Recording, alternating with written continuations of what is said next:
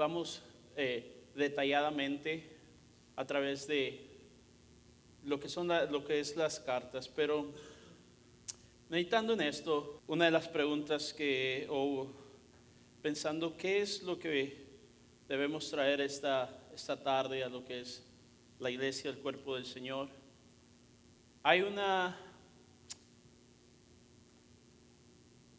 interrogante hoy en día, y es la siguiente: más que una interrogante, hay una perspectiva hoy en día que debemos volver a tratar, o que debemos volver a observar, a estudiar si es necesario. Y hoy en día vemos el concepto de iglesia muy amplio. Hoy en día vemos iglesias abrazando diversas formas políticas, inquiriendo en lo que es aspectos y ámbitos sociales, que todo esto no es malo hasta cierto punto, pero cuando la iglesia deja de funcionar y la iglesia toma otras direcciones, toma otras perspectivas, toma atajos, la iglesia deja de funcionar en lo que el Señor la tiene en esta tierra. Vemos que se trata de agradar a las iglesias, y en estas semanas hemos tratado o estamos estudiando ya lo que es el capítulo 3 de Tesalonicenses, y hemos visto cuál es la distinción entre lo que es la santidad y la aplicación. Capítulo 4, perdón. Gracias, hermano. ¿Cuál es la distinción entre no solamente el concepto judeocristiano de lo que es la santidad y el concepto grecorromano de lo que es el cuerpo y cómo se tenía? Una de las características que vemos en la escritura es que la iglesia es representada como el cuerpo de Cristo, y no solamente el cuerpo de Cristo, sino la novia, aquella que está esperando por el retorno de su amado. Ahora, entonces, si esta iglesia, o si la iglesia, que es aquella que debiese estar mostrando al mundo quién o por quién está ella esperando, si la iglesia es aquella que debiese ser luminar, aquella que debiese ser una distinción, que cuando se habla acerca de santidad es de estar apartado, de estar mostrando algo, características diferentes. Entonces, ¿qué está pasando hoy en día? Esto nos ha llevado, platicando esto con demás hermanos, con los ancianos en nuestra junta de ancianos, tomamos la decisión de cimentar o de tratar qué es una iglesia, o por qué, cómo es que se debe identificar una iglesia. ¿Cómo podemos identificar una iglesia? Porque podemos ver muchos edificios con unos grandes eslogans o títulos que dicen iglesia tal, templo tal. ¿Cómo usted y yo podemos identificar una iglesia, o cómo podemos ver que esa iglesia es una iglesia que no solamente representa a Cristo, que no solamente muestra a Cristo, pero aquella iglesia refleja a Cristo? Vamos a estar viendo lo que son las características de una iglesia saludable. Ahora, me gusta como un pastor de aquí de Los Ángeles comenzó un sermón similar acerca de lo que es Primera Tesalonicenses. Y en este sermón, este pastor decía lo siguiente: ¿saben qué? Esto no es algo ajeno, esto no es algo que es algo que solamente es aislado de lo que es la era moderna, sino que esto, amados, ya había sucedido. ¿Qué es lo que había sucedido? Si usted va a la carta de Juan o la carta o el tratado del Apocalipsis, vemos que Juan habla a 7 iglesias, pero sencillamente 2 iglesias son alabadas o son conmemoradas por lo que ellas han hecho. Pero de estas 7 iglesias, amados, solamente 2, vuelvo a mencionarlo, fueron alabadas, y otras 5 Dios les estaba llamando al arrepentimiento y amonestando. Amados, si la iglesia debiese ser santa, si la iglesia debiese ser conformada a la imagen de Cristo, si la iglesia debiese reflejar a Cristo, debiese reflejar a Dios, ¿por qué suceden todas estas situaciones? ¿Por qué tenemos tantas situaciones en diversas iglesias? ¿Por qué tenemos tantos aún pecado en la iglesia? Amados, porque tal cual Corintios nos dice, y la carta del apóstol, algunas de las cartas del apóstol Pablo, somos santos, mas no perfectos. Estamos en el proceso de la santificación. Y Dios nos llama, ahí en Tesalonicenses, y la carta de Pedro nos habla, Dios, sed santos porque yo soy santos, y la voluntad de Dios es vuestra santificación. Entonces, hermano Ángel, ¿qué estás diciendo? ¿Cómo puedo ser parte de una iglesia saludable? ¿Cómo puedo honrar a Dios con mi vida? Bueno, espero que usted se haya hecho la misma pregunta. Eso es lo que vamos a tratar en esta tarde. Para esto vamos a ir a lo que es primera a los Tesalonicenses. Primera carta a los Tesalonicenses, capítulo 1, verso 1 en adelante, del 1 al 5. Si gusta, por favor, ponerse en pie. Vamos a leer la escritura, oramos y después vamos a entrar en lo que es el mensaje. Dice así la palabra de Dios: Pablo, Silvano y Timoteo, a la iglesia de los tesalonicenses en Dios Padre y en el Señor Jesucristo, gracia y paz sean a vosotros de Dios nuestro Padre y del Señor Jesucristo. Damos siempre gracias a Dios por todos vosotros, haciendo memoria de vosotros en nuestras oraciones, acordándonos sin cesar delante de Dios y Padre acordándonos sin cesar delante del Dios y Padre nuestro de la obra de vuestra fe, el trabajo de vuestro amor y de vuestra constancia en la esperanza de nuestro Señor Jesucristo. Porque conocemos, hermanos, amados de Dios, vuestra elección, pues nuestro evangelio no llegó a vosotros en palabras solamente, sino también en poder, en el Espíritu Santo y en plena certidumbre, como bien sabéis cuáles fuimos entre vosotros por amor de vosotros. Amados, pueden ocupar sus lugares. Gracias. Ok. ¿Por qué la iglesia a los tesalonicenses o por qué la carta a los tesalonicenses? Vuelvo a notarlo en Apocalipsis. Ya vimos o escuchamos que en Apocalipsis se amonesta a 5 iglesias, y de las 2 iglesias que son conmemoradas, o que Dios o el Señor Jesús tiene una alabanza para ellas, estas están pasando una tribulación, una más que tribulación, unas aflicciones que están en ese momento ahora. ¿En qué se relacionan estas iglesias con lo que es Tesalonicenses? Amados, el día de hoy quiero tratar 3 cosas importantes acerca de una iglesia que se caracteriza por esa, o que es distinguida como una iglesia saludable, una iglesia que está lista y apresta para el encuentro de su amado, de su Señor. La primera de estas es que es una iglesia atribulada pero segura, o el primero de estos puntos es que es una iglesia atribulada pero segura. En segundo lugar, es una iglesia fundada en la verdad. Y en tercer lugar, una iglesia activa y constante.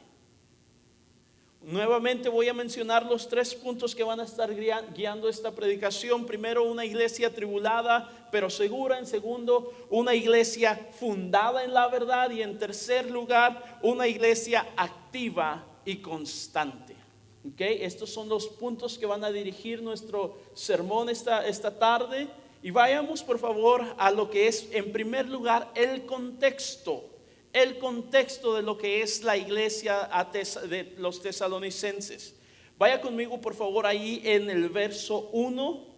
Dice de la siguiente manera: Pablo, Silvano y Timoteo a la iglesia de los tesalonicenses.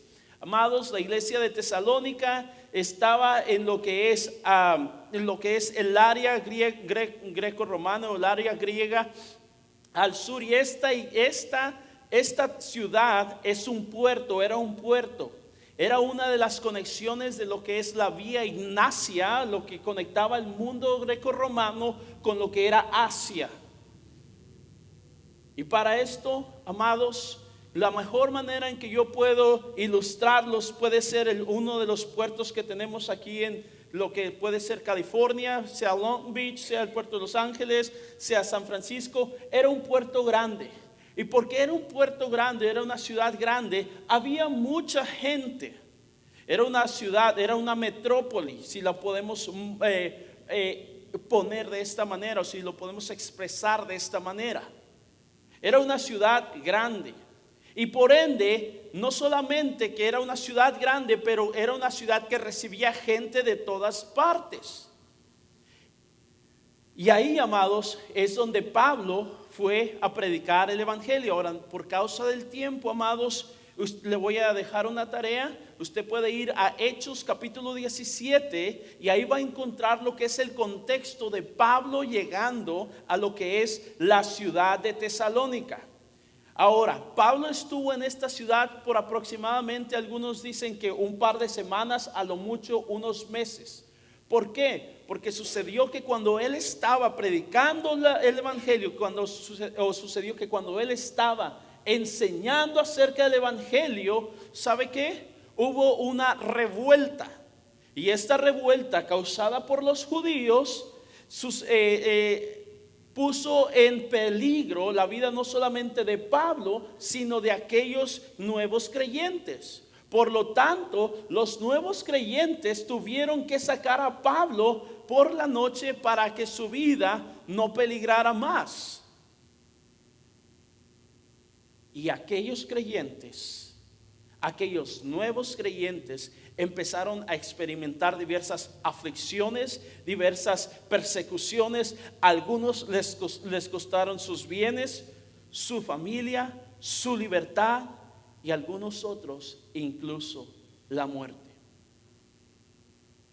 Nuestro pastor ha dicho claramente, amados, una cosa es segura, y no recuerdo, no voy a citarlo, ¿cómo se llama? Totalmente, pero es parafrasearlo.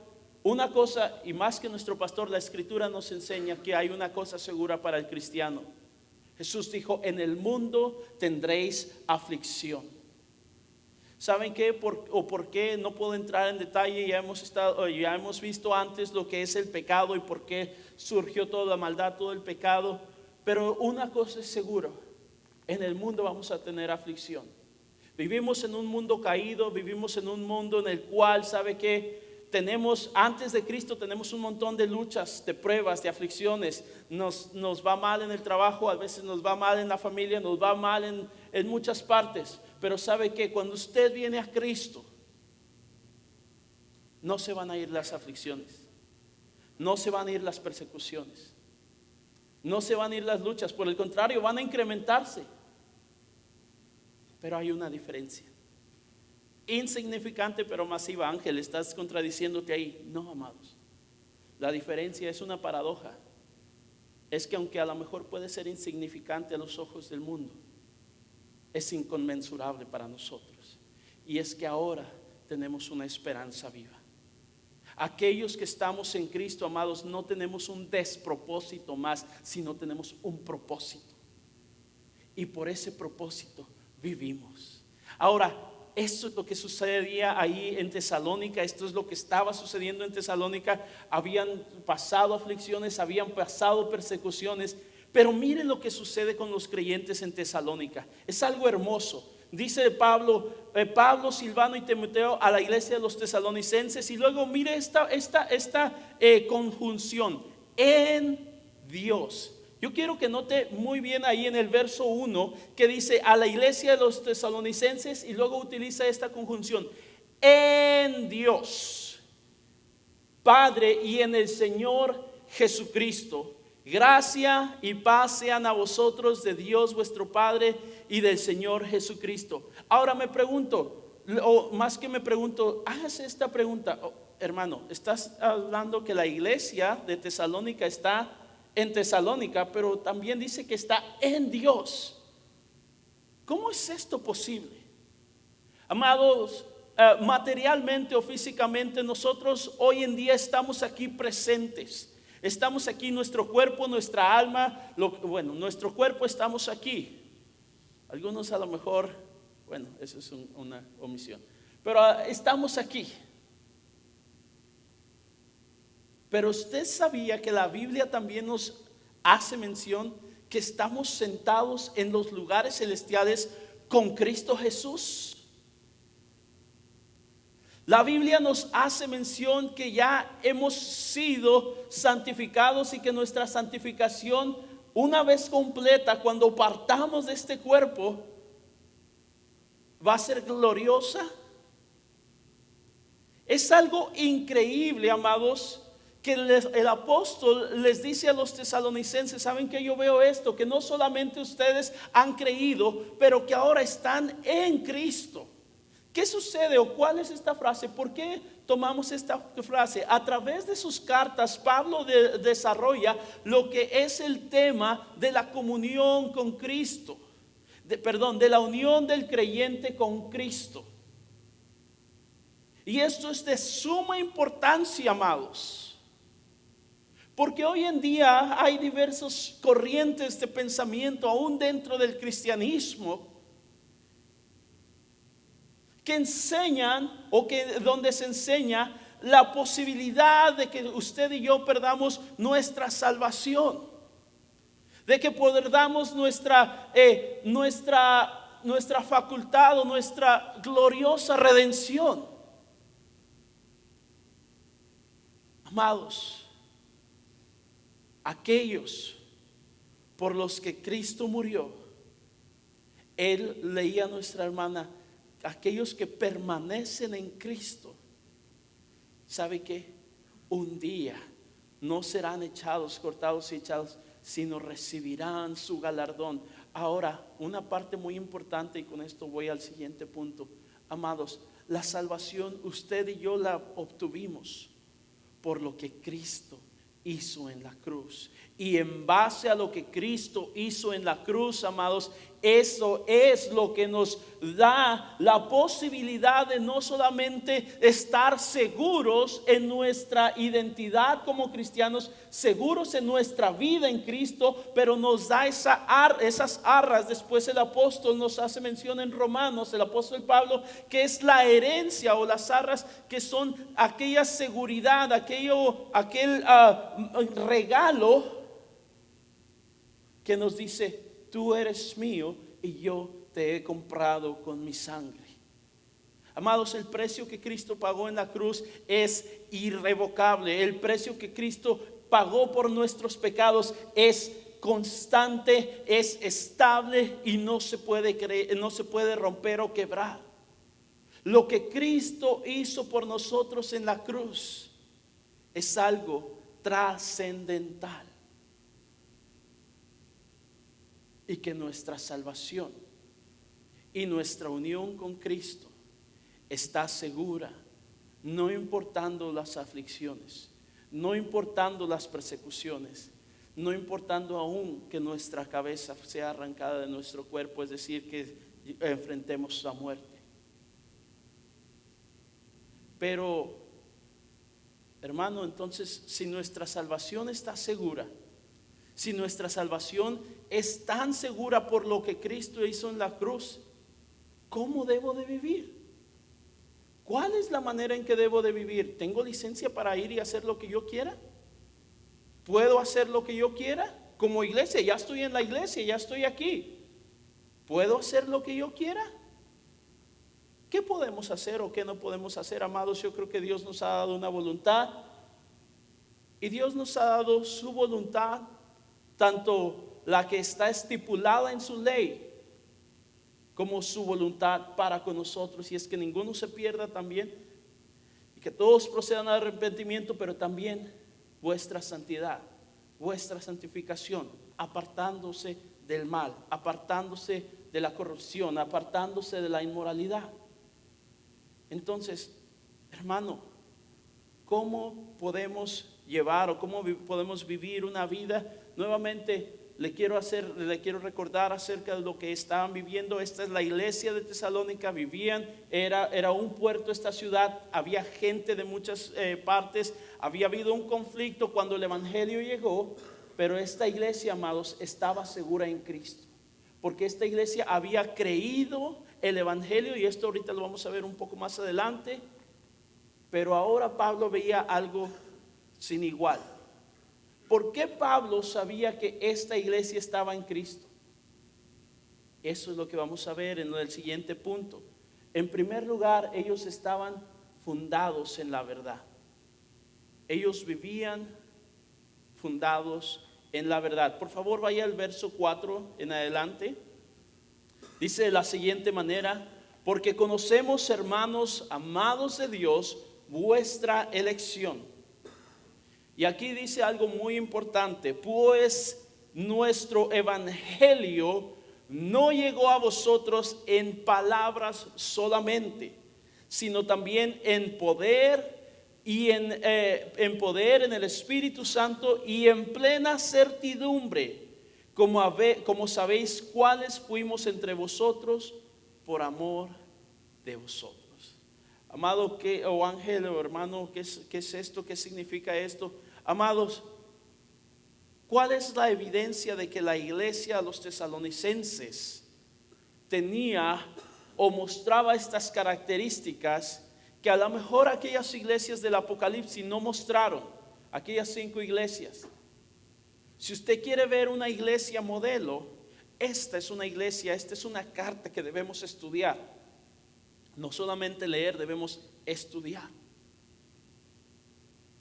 Una de las primeras cuestiones que vemos acerca de esta iglesia es que ellos habían creído al evangelio, a las buenas nuevas, a las buenas noticias. Amados, vuelvo al contexto. ¿Cuál es el contexto de esta ciudad?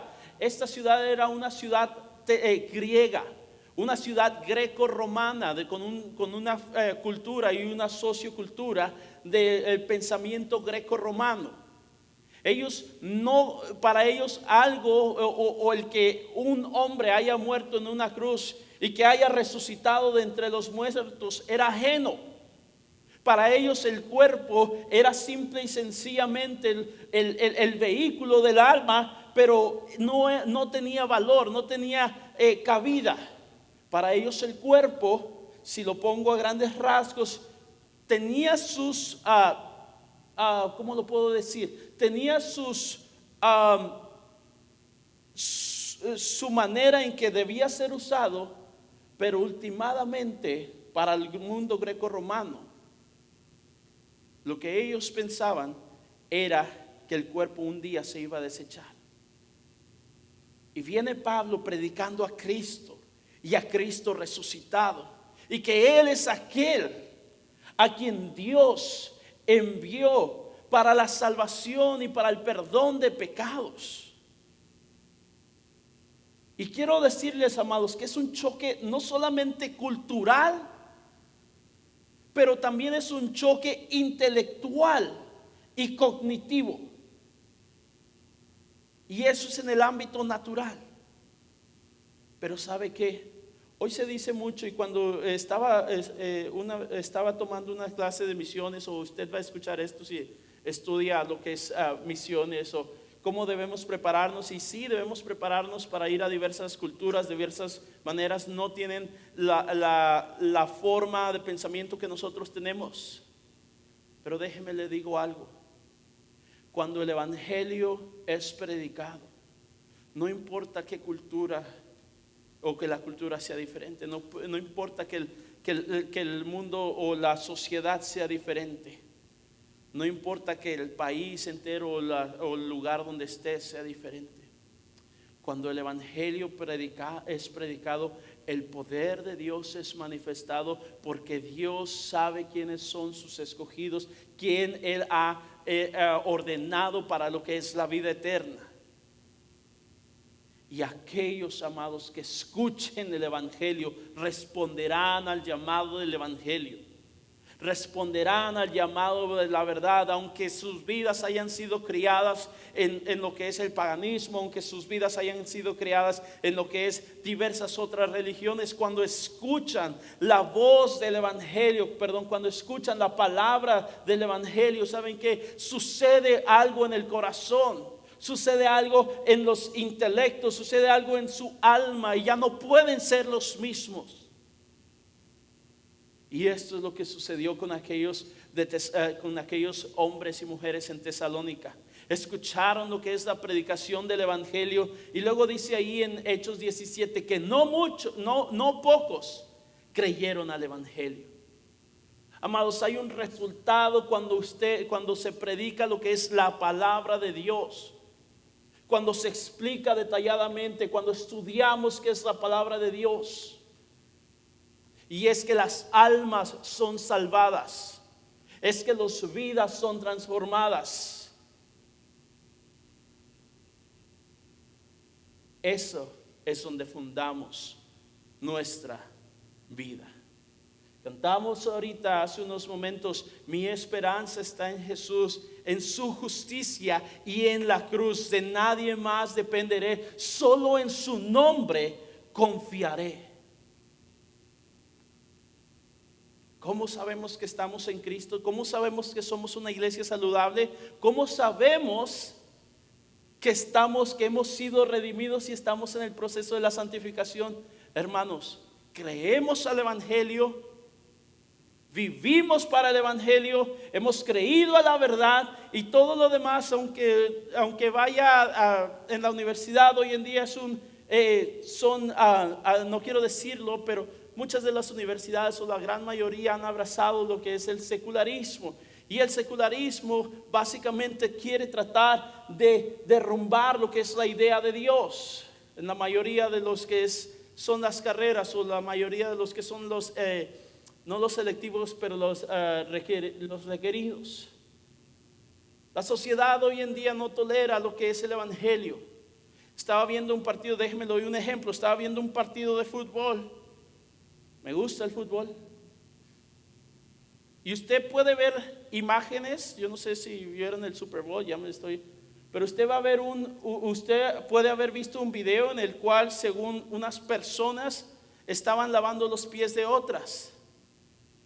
Y fue un video viral al cual hubo una respuesta del mundo cristiano, puesto que se quiere equiparar o poner de una manera similar lo que es el pensamiento de fuera, el pensamiento secular, y llevarlo a lo que es el pensamiento cristiano.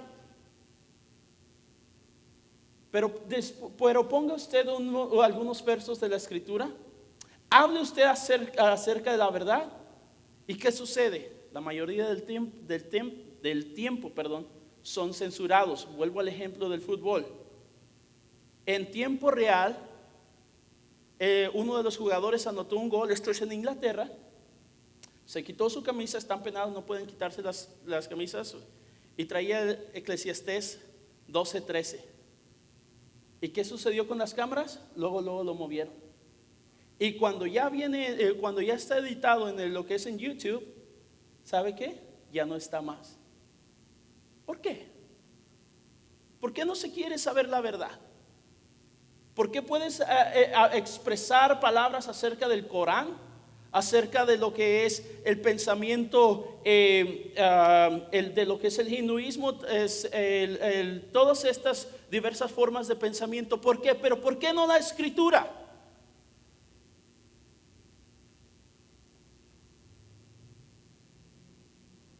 Cuando usted esté viendo la tele, cuando usted esté viendo su celular, ponga atención en eso. ¿Cómo es que restringen la verdad? Eso es lo que Pablo dice, que los hombres, en el capítulo 1 de Romanos 1, 18 y 19, dice que los hombres restringen la verdad de Dios.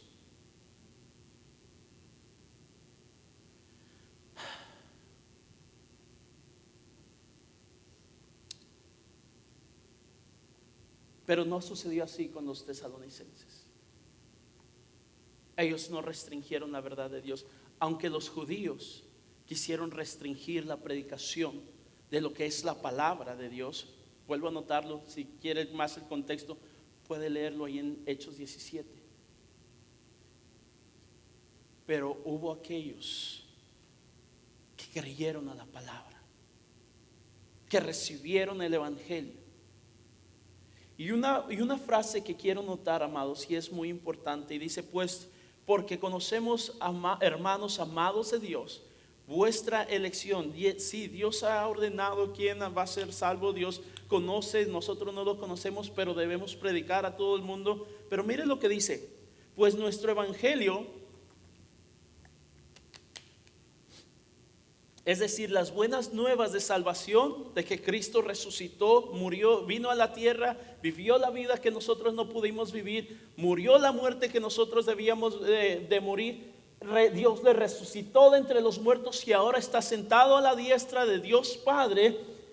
Pero mire lo que dice Pablo, y esto es muy importante: pues nuestro evangelio, es decir, las buenas nuevas, vuelvo a notarlo nuevamente, no llegó a vosotros en palabras solamente. Ángel o hermano, ¿por qué dice esta frase? ¿Por qué en palabras? Pues si tenemos que predicar el evangelio, ¿verdad? Eso es lo que nos enseña también la carta a los romanos, que cómo irán si no hay quien les predique, y cómo creerán si no hay quien lleve el evangelio. Lo parafraseo.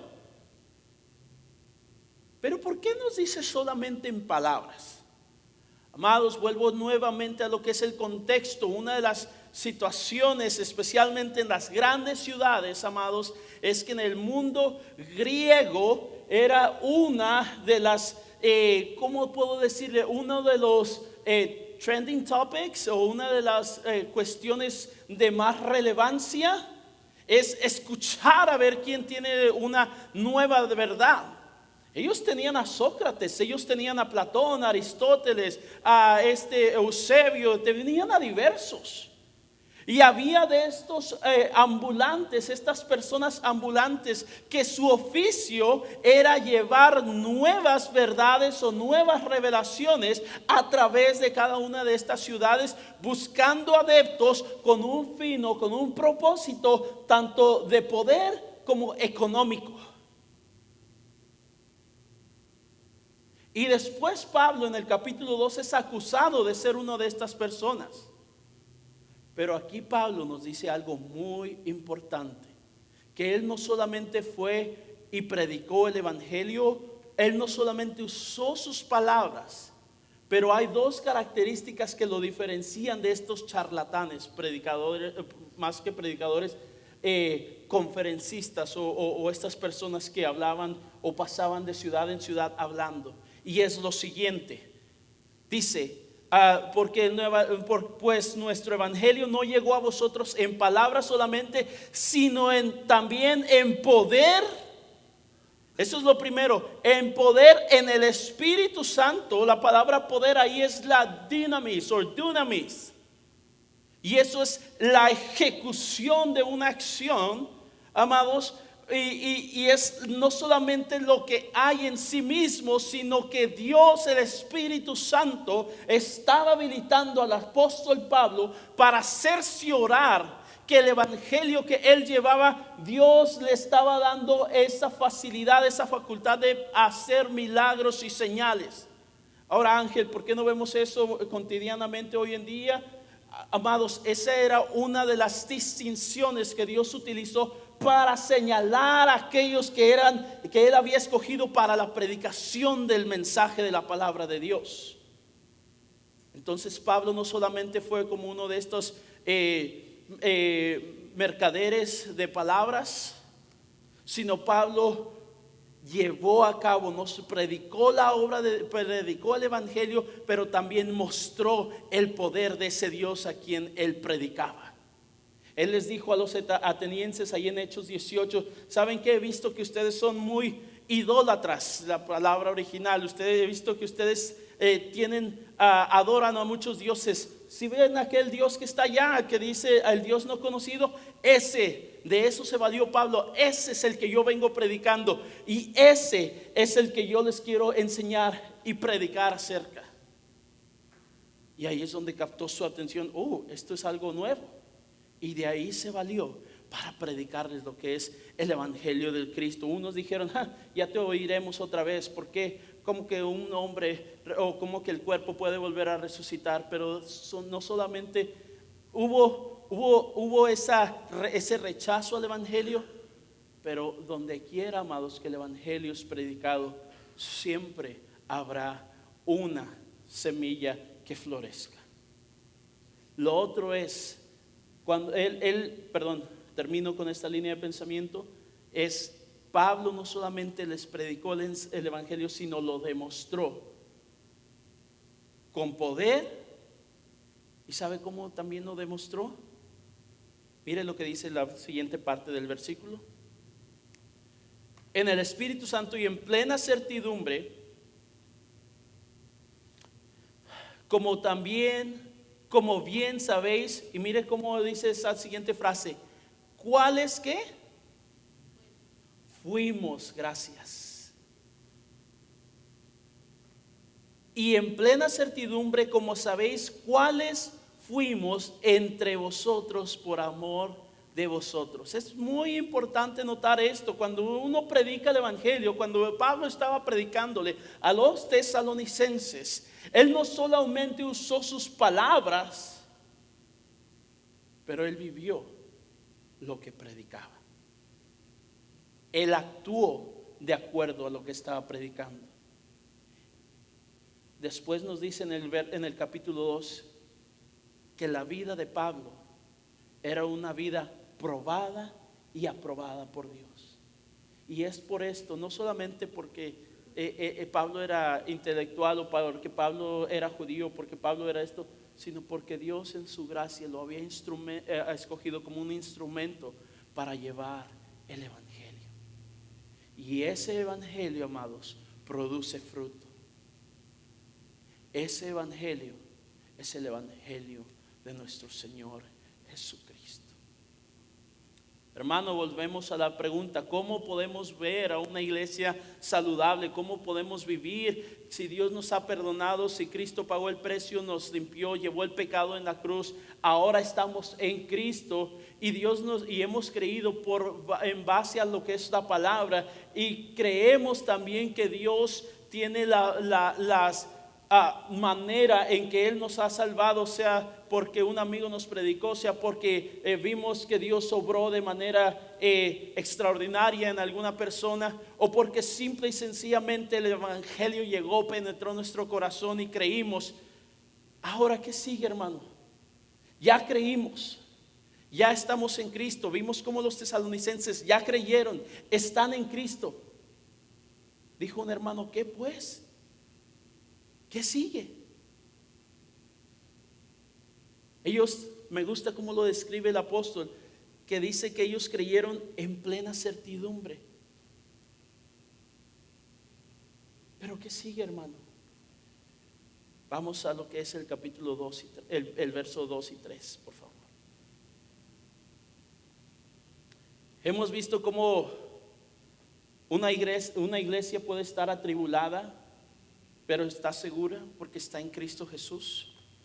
Hemos visto cómo una iglesia está fundada en la verdad, y esto es la iglesia de los tesalonicenses, a pesar de que había charlatanes predicando otras formas filosóficas y de pensamiento, a pesar de que había personas que tenían algo apetitoso a lo que es el corazón o llamativo.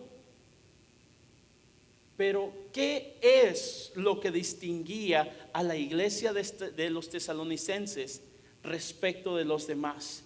Aún respecto de estas iglesias que se nos hacen mención en Apocalipsis.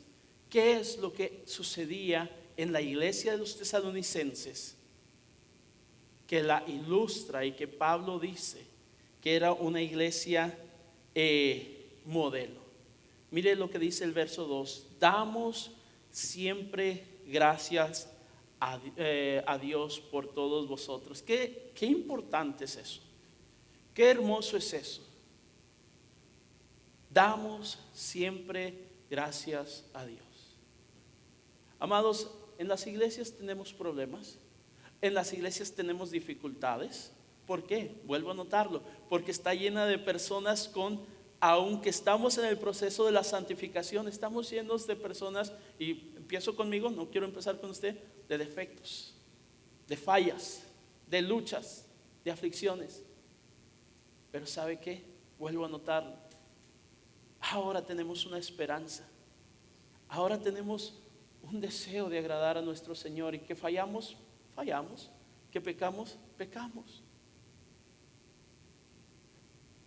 Pero gloria a Dios, porque en su palabra nos hace la encomienda: hijitos, si alguno ha pecado, abogado tienen para con el Padre, a Jesucristo el justo. Pero también se nos llama a no practicar el pecado, a no vivir en el pecado. Ahora, hermano, ¿por qué estás diciendo esto? ¿Qué salutación de Pablo cuando les dice: damos gracias a Dios por ustedes? Imagínese, hermano, que los pastores, que el pastor, que los líderes dijeran: hermano, eres una bendición, qué gusto de verte. Ahora, no se vayan a pensar que hablamos mal de ustedes o nada, o algo así. No, simple y sencillamente entendemos que hay situaciones y diversas situaciones que todos experimentamos. Pero a mí lo que me llama la atención es la manera en que Pablo se expresa de los tesalonicenses. ¿Saben qué, tesalonicenses? Y no para ahí. Después dice que su fe ha sido escuchada en toda Acaya y en toda Macedonia y en todo ese ámbito griego. Ustedes son una iglesia, ¿saben qué? Si yo quiero decir esto, voy a poner un ejemplo, si me lo permiten. Les digo a mis estudiantes: ¿saben qué? Me da gusto ser su maestro, porque se portan bien, tengo buenas, más que tres allá medio se salen de la línea. Pero ¿saben qué les digo? Me da gusto ser su maestro. ¿Por qué? Porque me escuchan, me ayudan, están trabajando, están haciendo sus deberes, cumplen con su tarea, cumplen cuando les digo que calladitos se ven más bonitos, hacen caso, obedecen. Hermanos, si lo puedo traer a lo que está hablando el apóstol Pablo, ¿sabe qué es lo que les está diciendo Pablo? ¿Saben qué, tesalonicenses? Solamente estuve con ustedes un par de semanas. Ustedes estaban atravesando un montón de situaciones difíciles, persecuciones, aflicciones. Pero ustedes están en Cristo. Ustedes son mi gloria. Después Él lo va a decir cuando venga Cristo, cuando nuestro Dios se aparezca, cuando nuestro Señor Jesucristo se aparezca. ¿Saben qué? Yo le voy a decir al Señor: Señor, la iglesia de los tesalonicenses, de Tesalónica, esa es una iglesia que es un modelo a seguir. La iglesia de los tesalonicenses, Señor, mira cómo están ellos sufriendo, mira lo que están pasando, pero ellos todavía siguen creyéndote a ti. Pablo se estaba gloriando y le estaba dando no solamente gracias a Dios por esta iglesia, porque no dice lo mismo de la iglesia de los corintios. A los corintios les regaña, a los gálatas también. Oigan, ¿tienen en poco mi trabajo? ¿Tienen en poco lo que yo he hecho? Y es un arduo trabajo en la predicación del evangelio, el estudiar, el prepararse para venir aquí y poder tratar de dar a cada uno de nosotros y darles a ustedes lo que es la enseñanza. Y Pablo sentía ese regocijo y esa alegría en su corazón. Y decía: ¿saben qué? Dios no solamente les decía posiblemente a las demás iglesias, pero delante de Dios Él decía: gracias, Dios, por la iglesia de los tesalonicenses. Amados, qué hermoso sería decir: gracias, Dios, por la iglesia de Calvary Chapel en español. Gracias, Dios, porque son una iglesia unida, porque son una iglesia que nos encontramos en Cristo. Eso es lo primero que quiero mencionar, que esta iglesia, y ahorita lo vamos a ver más a grandes rasgos, y mire lo que dice: damos siempre gracias a Dios por todos vosotros, haciendo de memoria de vosotros en nuestras oraciones. Aquí podemos decir algo, hermanos: oramos o no oramos. Jesús oró, Pablo oró. Alguno decía o hacía la pregunta, alguien hacía la pregunta: hermano, pues si yo, Dios, ya estoy en Dios, ya Dios me ha salvado, pues ¿para qué oro? Porque nuestro maestro, Nuestro Señor oró porque uno de los más grandes, decimos en inglés, towering figures, como uno de las figuras más relevantes del cristianismo, oraba, y porque es la manera en que nos comunicamos con Dios. Ahora ese es un pequeño dato ahí, pero aquí vamos, y con esto es con lo que voy a tratar de cerrar esta predicación. El último punto es una iglesia activa y constante. Hermanos, el Señor nos llamó simple y sencillamente a recibir el Evangelio, a creer en el Evangelio y a venir y sentarnos en la silla en la iglesia. El Señor nos llamó simple y sencillamente para recibir el Evangelio, creer en el Evangelio y ok, ya creo, ya que cada quien se salve ahí como ellos puedan. ¿Es eso lo que el Señor nos llamó a hacer o a vivir?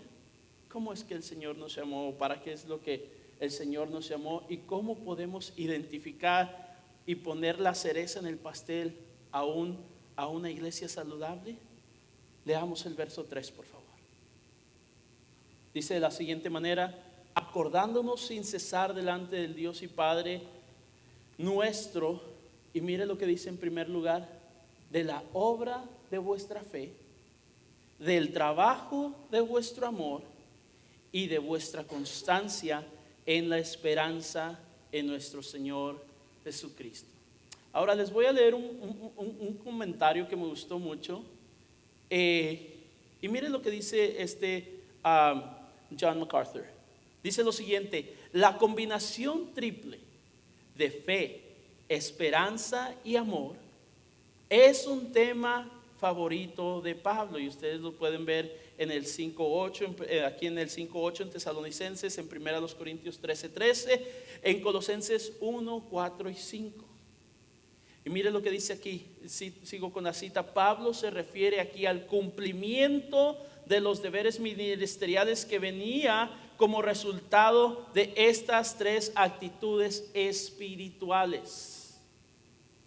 Amados, cuando usted y yo creemos en el Evangelio, no es simple y sencillamente creer y ya estuvo bien.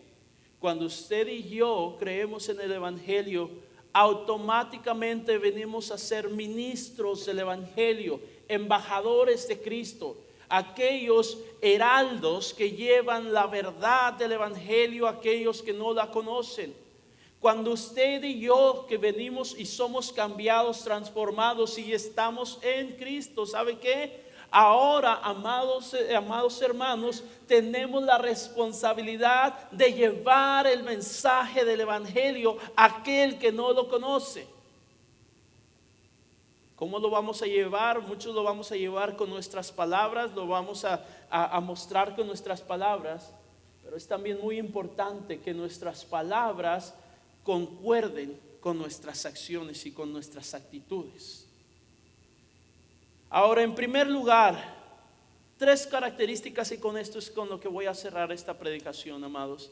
Tres características que vemos en la iglesia de los tesalonicenses que la distinguen y que la hacen una iglesia saludable. En primer lugar, ellos ponen, dice,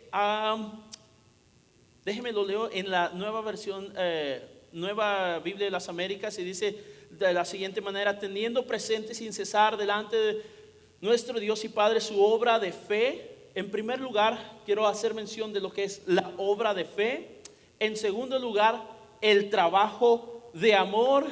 Y en tercer lugar, la firmeza de su esperanza. Y con estos voy a ir súper rapidito porque estamos ya casi por ahí, pero bueno. En primer lugar, quiero tocar lo que es la obra de su fe. La obra de su fe. Amados, si gusta ir conmigo por favor a Hebreos, ¿qué es ahí en Hebreos, 11? Hebreos 11. Primero, lo que me gusta de Hebreos 11 es que te da lo teórico y te dice qué es la fe, pero no se queda ahí en qué es la fe, sino te enseña qué es la fe. A veces cuando usted abre un manual o va a ensamblar algo, usted se queda, ve todas las piezas y tornillos por aquí, esto y aquello, y dices, ¿cómo le voy a hacer a esto? Y a veces muchos hombres no me van a dejar mentir, no hombre, yo ya sé cómo hacer esto, y nos ponemos y al último nos sobran unas piezas acá y unos tornillos acá, y viene tu esposa y te dice, seguro que lo hiciste, y con que no lo mueva y que se caiga todo, porque ahí ya está uno en problemas. Pero lo que me gusta con Efesios 11 es que te dice qué es la fe, pero después te muestra qué es la fe. Y vamos rapidito por favor, ahí en Efesios 11 dice de la siguiente manera: es pues la fe la certeza de lo que se espera, la convicción de lo que no se ve, porque por ella alcanzaron buen testimonio los antiguos. ¿Por qué? Por la fe. Hebreos 11. Y dice, por la fe entendemos haber sido constituido el universo por la palabra de Dios, de modo que lo que se ve fue hecho de lo que no se veía. Por la fe, y aquí está donde la ejemplifica.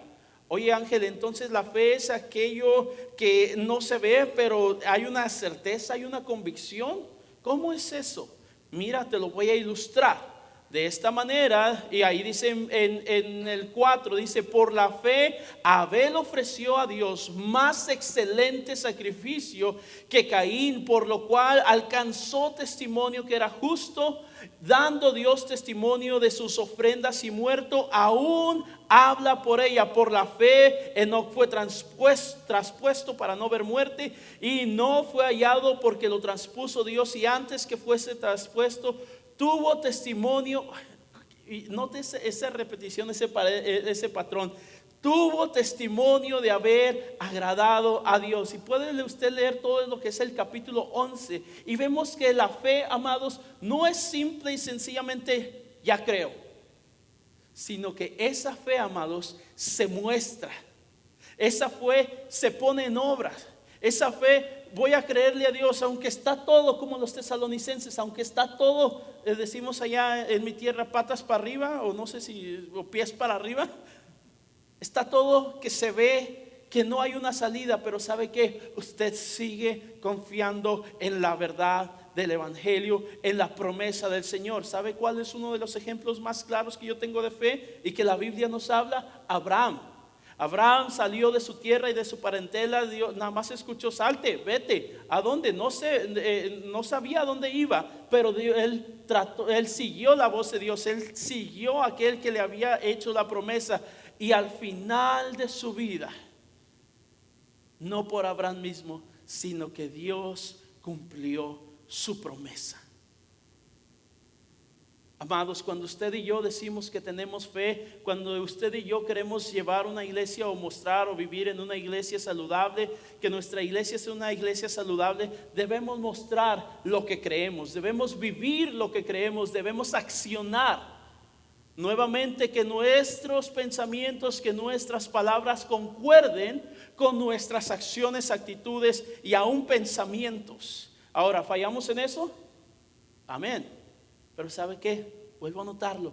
Estamos en el proceso y seguimos, amados. Seguimos. Esto no es algo que es nada más un día y ya no voy a hacerlo, sino que esto es algo que persistimos. Esto es algo que no desmayamos, no flaqueamos, constante. Segunda cosa que identificaba a los tesalonicenses, o segundo aspecto más bien que identificaba a los tesalonicenses: en primer lugar, ellos tenían una fe activa. Su fe no solamente era creer, no era solamente algo abstracto en su mente, sino ellos la ponían por obra. Segundo lugar, su trabajo de amor.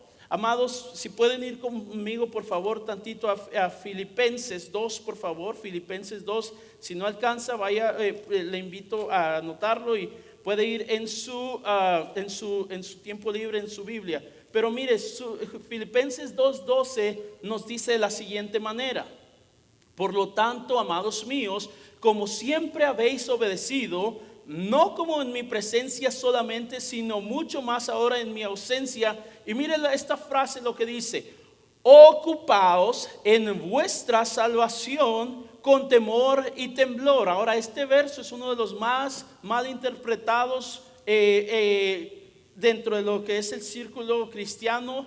Y este verso, amados, no está hablando meramente de la salvación. Nosotros ya hemos sido salvados, pero al ocupados en vuestra salvación, es ocuparte en tu vida, cómo la llevas delante del Señor. ¿Cómo podemos ver o por qué el apóstol Pablo nos hace esto? Hermanos, el contexto del capítulo 2 es que Dios mandó a su Hijo y que Cristo renunció a su divinidad, no renunció, pero se ofreció a sí mismo para venir y ser el Cordero de Dios que quita el pecado del mundo. ¿Y qué sucede? Cristo vino, se hizo hombre, se hizo siervo y murió esa muerte de cruz. Por eso Dios lo ensalzó hasta lo alto, Dios lo subió hasta lo más alto. Y en base que Dios le dio un nombre que es sobre todo nombre, el apóstol Pablo les dice: por tanto, porque Cristo es sobre todo y reina por siempre y su obra es suficiente para nosotros, debemos preocuparnos en agradarle a Él, en vivir para Él. Y dice: no ocupaos en vuestra salvación con temor y temblor, porque Dios es el que en vosotros produce así el querer como el hacer por su buena voluntad. Y luego el 14, mire lo que dice. Estamos hablando de la obra, de nuestro trabajo de amor. Y mire lo que dice: haced. El 14 dice: haced todo sin murmuraciones, para que seáis irreprensibles y sencillos hijos de Dios, sin mancha en medio de una generación maligna y perversa. Ok, haced, y luego dice y el 15, para que seáis. Dos verbos activos. Primero, vamos a hacerlo en respuesta a lo que Dios hizo en la cruz y por el amor que Dios nos ha dado y nos ha hecho partícipes. Recuerde que la escritura dice: nosotros le amamos. ¿Por qué? Porque Él nos amó primero. Entonces, en base a que Dios hizo esta gran obra de redención, por ese amor que nos ha tenido, entonces debemos trabajar para su gloria y por su causa. Y cierro con esto. Lo último, dice ahí: y la firmeza de su esperanza en nuestro Señor. Los tesalonicenses estaban un poco, puedo usar la palabra, confundidos, porque ya había algunos enseñando una doctrina diferente. Y si gustan ir pasando el grupo de alabanza, ya había doctrinas que cuestionaban la divinidad de Cristo, su sacrificio y aquello que Dios había hecho en la cruz. Algunos habían infiltrado doctrinas en las cuales decían que Cristo ya había venido y que lo único que les esperaba era la perdición, si puedo ponerlo de esta manera. Pero ¿sabe qué? Pablo les dice: no es así, tesalonicenses.